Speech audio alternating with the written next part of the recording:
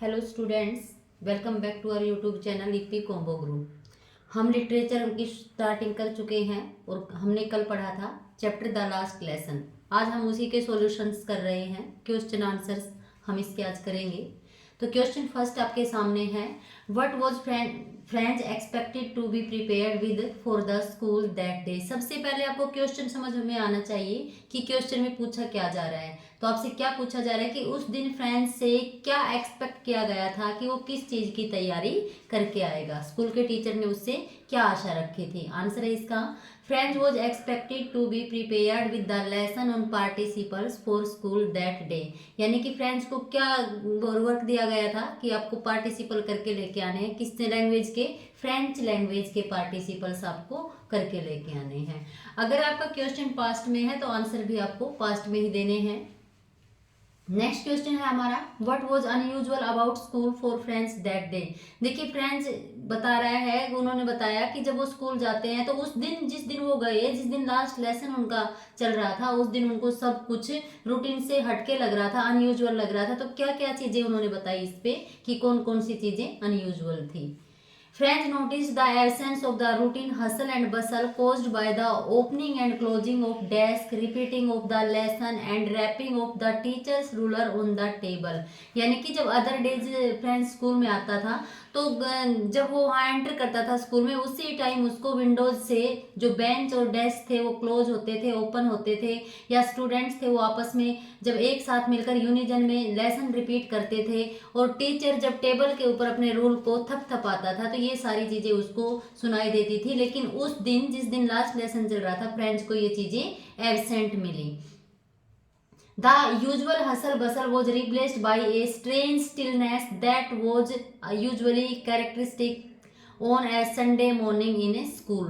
तो कह रहे हैं कि जो हसल और बसल थी उनकी जगह क्या थी, क्वाइटनेस थी, स्टिलनेस थी, शांति थी, जो कि कहाँ कब मिलेगी, स्कूल में जब संडे मॉर्निंग होती है। उस दिन बच्चे नहीं होते, जिस तरह की शांति संडे मॉर्निंग को होती है उस तरह की शांति उस दिन स्कूल में थी। किस दिन की बात हो रही है, जिस दिन फ्रेंच का लास्ट लेसन चल रहा था, फ्रेंच लैंग्वेज का। क्वेश्चन नंबर थर्ड पे आते हैं, what had been put up on the bulletin board. अब वहां पर आया फ्रेंड्स, तो जब वहां से बताया, टीचर ने अनाउंस किया, तब फ्रेंड्स के समझ में आ गया था कि बुलेटिन बोर्ड पे क्या लग रहा होगा। तो आप उस चीज से आप अंडरस्टैंड कर सकते हैं कि बुलेटिन बोर्ड पे क्या लगा हुआ था। तो देखिए, a notice to the general public regarding an order from Berlin was put up at the end bulletin board. It stated that from then onwards only German is to be taught to students in the school of Alsace and Lorraine। यानी क्या कह रहे हैं कि जो language थी वो कौन सी लैंग्वेज थी, उसमें ये बता दिया गया था, जो जनरल नोटिस बर्लिन की तरफ से आया हुआ था, कि अब जो एल्सेस है और लोरेन है वहां पर ओनली जर्मन लैंग्वेज पढ़ाई जाएगी। और कौन सी लैंग्वेज वहां पर बैन हो गई, फ्रेंच लैंग्वेज वहां पर बैन हो गई थी। ये उस बुलेटिन बोर्ड के ऊपर आपकी हेडलाइंस थी। What changes did the order from Berlin cause in school that day. कह रहे हैं कि जो ऑर्डर आए थे बर्लिन से, उस दिन स्कूल में क्या चेंजमेंट आया उन ऑर्डर की वजह से। आंसर देखिए, the order from Berlin brought the routine hustle ब्लस of school life to a standstill. कह रहे हैं कि इस ऑर्डर की वजह से जो स्कूल के अंदर जब बच्चे होते हैं, चहल पहल होती है, उस चहल पहल की जगह उस दिन क्या था, बिल्कुल शांति थी, स्टैंड स्टिल थी। Mister M Hamel taught his lessons with patience and became more sympathetic to his students. आज एम हेमल थे, उनको भी पता था कि लास्ट टाइम है मेरा स्टूडेंट्स के साथ, तो अब वो ज्यादा पेशेंस से और बच्चों के प्रति सिंपैथेटिक होके पढ़ा रहे थे। The student became more attentive in their classes. और स्टूडेंट्स भी क्या थे, ज्यादा अटेंटिव हो रहे थे, क्योंकि उनको भी क्या लग रहा था, इसके बाद उनको ये लैंग्वेज मिस्टर एम हेमल से पढ़ने का कोई चांस नहीं मिलेगा। The villagers who were sitting as usual at the empty back benches had come to show their respect and gratitude to Mr. M. Hamel and regretted about not going to school more often। यानी कि villagers थे, क्या थे, उनको भी वो आज आए हुए थे मिस्टर एम हेमल के प्रति अपनी रिस्पेक्ट और ग्रेटिट्यूड पे करने के लिए, और उनको एक चीज का पछतावा हो रहा था कि वो स्कूल और ज्यादा क्यों नहीं आ रहे थे। The order had also brought about a great change in the feelings of the people towards their country and their native language. अब अपने कंट्री के प्रति और जो अपनी लैंग्वेज के प्रति जो लोगों का एटीट्यूड था, फीलिंग्स थी, वो भी चेंज हुई, यानी कि वो और ज़्यादा अपने कंट्री और अपने नेटिव लैंग्वेज के प्रति वफादार हो गए, उनको ज़्यादा अट्रैक्शन हो गई. There was a general sadness about not being able to utilize the opportunities of learning French when it was easily accessible. क्या कह रहे हैं कि उन लोगों को अब इस चीज़ का दुख हो रहा था कि जब उनके पास अपॉर्चुनिटीज थी, अवसर थे, फ्रेंच लैंग्वेज के आसानी से अवेलेबल थे उनके पास कि वो सीख सकते थे, उस टाइम उन्होंने उस टाइम को यूज क्यों नहीं किया. हाँ, ये यानी कि ये चेंजेस जो बर्लिन से ऑर्डर आए थे उससे ये चेंजेस हुए. How did French feeling about M Hamel and school change, यानी कि फ्रेंच की जो फीलिंग थी एम हेमल के बारे में एकदम से उस दिन, और उनकी जो स्कूल था उसके बारे में कैसे चेंज हो गई. तो देखिए, French was shock to hear whatever M Hamel told the students about the order from Berlin, यानी कि जैसे ही मिस्टर एम हेमल ने बर्लिन से जो ऑर्डर आए थे उनके बारे में बताया. क्या ऑर्डर थे कि अब यहाँ पर जो फ्रेंच लैंग्वेज है वो बैन हो जाएगी, आज लास्ट लेसन है. तो वो सुनते ही जो फ्रेंच था वो क्या हो गया, शॉक्ड हो गया. He was shocked to learn that it was their last French lesson. अब फ्रेंच लेसन उनका लास्ट है, ये चीज सुन के वो शॉक हुआ.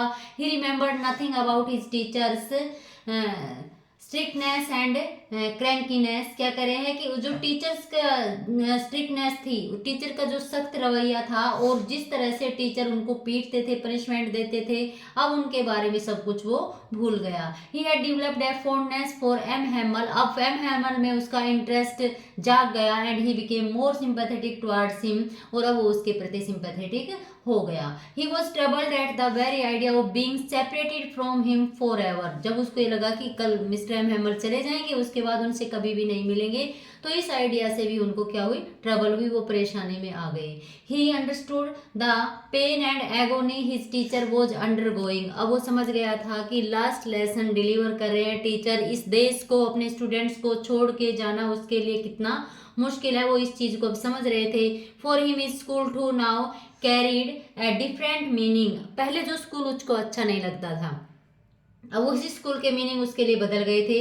His books and lesson seem to be old friends to him whom he couldn't give up, अब उसको ऐसे लगा कि उसका जो बुक्स हैं और उसके जो फ्रेंच लैंग्वेज के जो चैप्टर्स हैं उसको अपने पुराने फ्रेंड्स लगे जिनको वो कभी भी छोड़ नहीं सकता था. He now realised with pain how much French mean to him, अब उसको दुख के साथ कि फ्रेंच लैंग्वेज उसके कितनी क्लोज है ये समझ आने लगा. And regretted not being attentive in his classes earlier, और कह रहे हैं अब उसको पछतावा हो रहा कि पहले जो उसने क्लासेज ले ली उनके प्रति वो इतना अटेंटिव क्यों नहीं रहा. Suddenly he felt that the difficult concept had never been difficult, अब उसको जो चीजें उसको जो पार्टिसिपल उसको बड़ा डिफिकल्ट लग रहा था, आज वो पार्टिसिपल उसको डिफिकल्ट नहीं लग रहा था. यानी कि उसके एम हेमल और स्कूल के बारे में जो आइडियाज थे, पहले एम हेमल के प्रति उनका लगाव नहीं था, और जो लैंग्वेज थी स्कूल उसको एक बोरिंग प्लेस लगता था. अब एम हेमल में भी उसको काइंडनेस दिखने लगी, सिंपैथी हो गई, और स्कूल वो प्लेस लगने लग गया उसको जो प्लेस था उसकी लैंग्वेज सिखाने के लिए सबसे इम्पोर्टेंट प्लेस हुआ करता था. और अब इस प्लेस को छोड़ने का उसका मन नहीं कर रहा था, इस प्लेस पे जो लैंग्वेज पढ़ाई जा रही थी उसको छोड़ने का उसका मन नहीं कर रहा था. चलिए अंडरस्टैंडिंग द टेक्स्ट के क्वेश्चंस कर लेते हैं. कुछ क्वेश्चन फर्स्ट इसमें आपका है, देखिए ये क्वेश्चन सारे अगर आपका कंसेप्ट क्लियर है, समरी आपकी क्लियर है और इन क्वेश्चंस को आपने ध्यान से सुना, तो इनसे बाहर इस चैप्टर से आपके कोई क्वेश्चन नहीं आने वाले. The people in this story suddenly realise how precious their language is to them. What shows you this, why does this happen. क्या कह रहे हैं कि इस स्टोरी के जो पीपल हैं वो सडनली ही उनको ऐसा लगने लगा कि उनकी जो लैंग्वेज है बड़ी ही प्रीसियस है. आप किस तरह से इस बात को यहाँ पर प्रूव करोगे, वाई डज दिस हैपन, और क्यों ये चीज हुई कि उनको अपनी लैंग्वेज प्रीसियस लगने लगी, एकदम से ऐसा क्या हुआ कि उनको लैंग्वेज प्रीसियस लगने लगी, और आपको कैसे लगता है कि उनको अपनी लैंग्वेज प्रीसियस लगने लगी. क्वेश्चन ये कह रहा है, आपको आंसर देख लीजिए. The crowd of villagers at and around the bulletin board, the silent presence of the villagers in the class, the silence in place of the routine hustle and bustle of the school, the emotion gripping M. Hamel and friends representing the teacher and the student community respectively, were all indicators of the realization of the importance of their language to them. यानी कि क्या कह रहे हैं कि notice किसके लगा था, जो फ्रेंच लैंग्वेज थी उसके बैन का और जर्मन लैंग्वेज की स्टार्टिंग का लगा था। उस नोटिस को देखते हुए विलेजर्स की भीड़ हो गई। ये एक तो आपके सामने इंसिडेंट है। दूसरा क्या है कि स्कूल में जो हसल बसल रहती थी आज वहां पर साइलेंस थी। ये क्या है, दूसरा इसका इंडिकेशन है। इमोशंस थी, जो एम हैमल ने क्या कहा कि फ्रेंच को इनकी आप बैठ जाइए, मैं आपको डांटूंगा नहीं, लेकिन इसके लिए आप ही रिस्पॉन्सिबल नहीं है, हम भी रिस्पॉन्सिबल हैं कि हमने क्या किया है। आप और हम सारे इसमें रिस्पॉन्सिबल है कि हमने फ्रेंच लैंग्वेज को ढंग से पढ़ने में और पढ़ाने में इंटरेस्ट क्रिएट नहीं किया। तो ये सारे इंडिकेटर्स हमें ये शो कर रहे हैं कि फ्रेंच लैंग्वेज एकदम से इम्पोर्टेंस उनकी समझ में आ गई। अब क्यों आ गई? In the story M Hamel said that people realise the importance of somebody or something in their life very often only when they lose it or it is snatched away from them. कह रहे M हैमल ने यहाँ पर एक indication दिया है। क्या कहा है कि लोगों को किसी चीज की इम्पोर्टेंस के बारे में तब पता चलता है या तो वो इस चीज को खो देते या जबरदस्ती उस चीज को उनसे छीन लिया जाता है।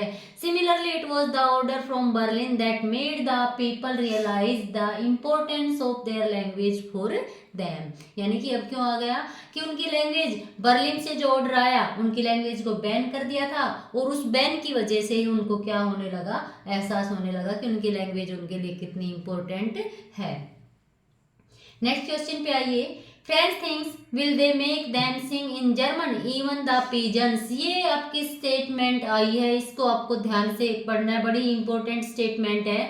What could this mean? यानी कि एकदम से जब पिजन की कूइंग सुनाई देती है तब फ्रेंच के समझ में आता है कि उन्होंने जर्मन लैंग्वेज यहाँ पे लागू कर दिया है, फ्रेंच लैंग्वेज को क्या कर दिया है, बैन कर दिया है। करे क्या, लेकिन इन पिजन्स को भी वो जर्मन लैंग्वेज ही यहाँ पर बुलवाएंगे। तो इसका मतलब क्या है, देखिए this sentence could possibly mean that however hard the authorities try to embed German language in the culture of Alsace and Lorraine, the natural status of French for them will remain unchanged। क्या कह रहे हैं कि चाहे उनके ऊपर German language को लाद दिया जाए, लेकिन जो उनके हार्ट के ऊपर फ्रेंच लैंग्वेज का जो प्रभाव पड़ा हुआ है, इफेक्ट है, वो हमेशा ही फ्रेंच लैंग्वेज का इफेक्ट रहेगा। यानी कि फ्रेंच लैंग्वेज जो लोगों के हार्ट में बसी हुई है उस फ्रेंच लैंग्वेज की जगह जर्मन लैंग्वेज नहीं ले सकती, चाहे बर्लिन की तरफ से किसी तरह का कोई ऑर्डर क्यों ना आ जाए। French flows in the air and the entire place is imbued with its effects। कह रहे हैं कि आज इस जो एल्सेस और लोरेन है उनकी हवाओं में क्या भरा हुआ है, उनकी हवाओं के अंदर कंप्लीट इफेक्ट है वो फ्रेंच लैंग्वेज का है। Even though they train students in German, the basic mode of communication would remain unchanged like the cooing of the pigeons। कह रहे हो सकता है स्टूडेंट्स को वहां पर जर्मन लैंग्वेज सिखाई जाए, लेकिन जो मोड है, जो ट्यून है कम्युनिकेशन की, वो क्या रहेगी, वो रहेगी जो नेचुरल है वही रहेगी। जिस तरह से जो बर्ड्स हैं हमारे उनकी नेचुरल लैंग्वेज में वो बोलते हैं, उसी तरह से उनका जो फ्रेंच लैंग्वेज है कम्युनिकेशन की भाषा उनकी वही रहेगी। जिस तरह से इंग्लिश है, हमने यहाँ पर इंग्लिश हम यूज करते हैं अपने इंडिया में, लेकिन आप देखिए कि जो हमारी इंडियन टोन है वो दिखाई देती है, और जो इंग्लैंड के अंग्रेज बोलते हैं और हमारी अपनी हम इंग्लिश में अगर डिफरेंस करेंगे तो आपको ये क्वेश्चन अच्छे से समझ आ जाएगा कि भले ही हम इंग्लिश बोल रहे हों, लेकिन हमारी जो मदर टंग की टच है वो हमेशा उस इंग्लिश में भी देखने को मिलती है। तो यही क्वेश्चन ये आपको यहाँ पर बताना चाह रहे हैं।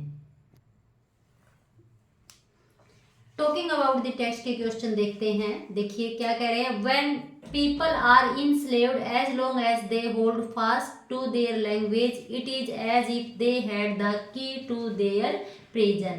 Can you think of the example in history where conquered people had their language taken away from them and had a language imposed on them। क्या कह रहे हैं, ये कह रहे हैं कि क्या हो रहे हैं कि जब लोगों को इनस्लेव कब बना लिया जाता है, as long as they hold fast to their language it is as if they had the key to their prison. तो आपसे एग्जाम्पल से कि क्या आपने ऐसा कोई एग्जाम्पल देखा है? Some examples of the native language being taken away from its people and और imposition of the language or to of the conqueror are, तो क्या करें, Portuguese becoming the lingua franca of Angola. Second है English imposed on the various Celtic people. Spanish imposed on the Basque and Catalans. Turkish imposed on the Kurds. यानी यह क्या कह रहे हैं कि कई ऐसी जगह हैं जिन्होंने अगर किसी के ऊपर कब्जा किया है, किसी को अपना स्लेव बनाया है, उसके बाद उनके ऊपर उन्होंने अपनी लैंग्वेज भी क्या की है, थोपी है। What happened to a linguistic minority in a state? Linguistic minority का मतलब क्या है कि जब कई ऐसे स्टेट होते हैं जहाँ पर लिंग्विस्टिक अल्पसंख्यक पाए जाते हैं। How do you think they can keep their language alive? तो करें अगर उनकी जो लिंग्विस्टिक माइनॉरिटी पाई जाती है तो क्या करें, उनकी लैंग्वेज को वो कैसे वहाँ पर अलाइव रख सकते हैं। एग्जाम्पल, पंजाबीज इन बेंगलोर। तो कह रहे हैं बेंगलोर में अगर पंजाबी है तो वो क्या हो गए, लिंग्विस्टिक माइनर हो गए। तमिलियंस इन मुंबई, मुंबई में जो तमिल भाषी हैं वो हो गए यहाँ पर। और कनाडिग्स इन दिल्ली, दिल्ली में जो कनाडिग्स हैं। और गुजरातीज इन कोलकाता। तो क्या करें, कोलकाता में जो गुजराती भाषा वाले क्या मिलेंगे आपको, लिंग्विस्टिक माइनर मिलेंगे। तो कह रहे हैं यहाँ पर क्योंकि वहां पर ये सारे जो अलग अलग हैं, इनकी स्टेट की लैंग्वेज अलग है, इन स्टेट की लैंग्वेज जो यहाँ पर बैठे हैं ये वहां पर जाएंगे तो कम नंबर में होंगे, कम नंबर में है तो लिंग्विस्टिक माइनॉरिटी में आ गए। अब वहां पर रह के ये अपने लैंग्वेज को कैसे अलाइव रख सकते हैं। A linguistic minority in a state does not have as much liberty to exercise linguistic skills as the natives of the states. क्या कह रहे हैं कि अगर लिंग्विस्टिक माइनॉरिटी हो गए, किसी अदर स्टेट में वो रह रहे हैं तो उनको इतनी लिबर्टी नहीं रहती लिंग्विस्टिक स्किल की जितनी की वहाँ के नेटिव्स को होती है।